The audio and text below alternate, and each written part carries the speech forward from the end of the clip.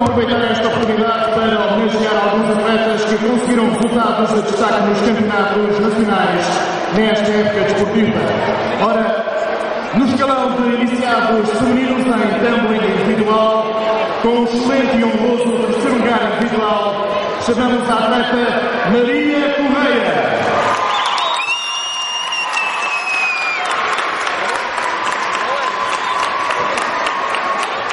Para a entrega, Rui Saulo.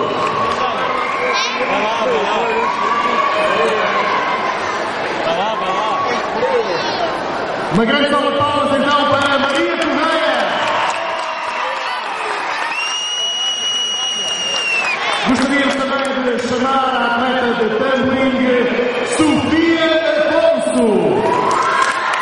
Ela que no escalão de júniores femininos e na modalidade de tumbling se tornou vice-campeã nacional do Campeonato Nacional.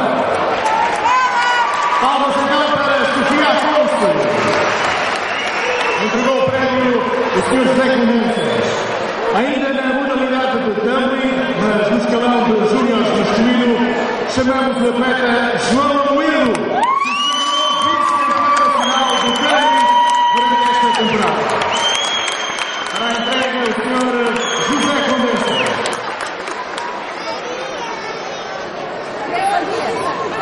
Uma salva de palmas então para o atleta João Amoedo. Ainda para homenagear as atletas Maria Domingues e Catarina Antunes. Elas que, juntamente com a colega Maria Correia, sagraram-se vice-campeãs nacionais de tumbling por equipas no escalão iniciados.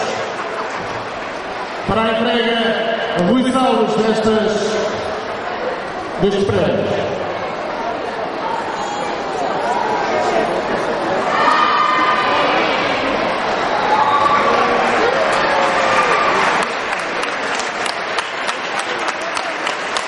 Existe ainda outra atleta na modalidade de tumbling que queremos destacar.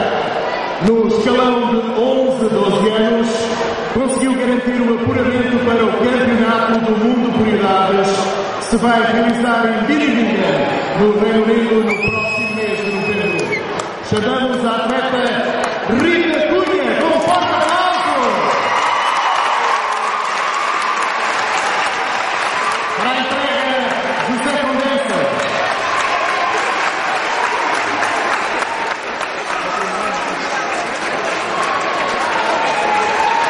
Para terminarmos, e para além destas atletas, pedimos também que se junte a nós a atleta Margarida.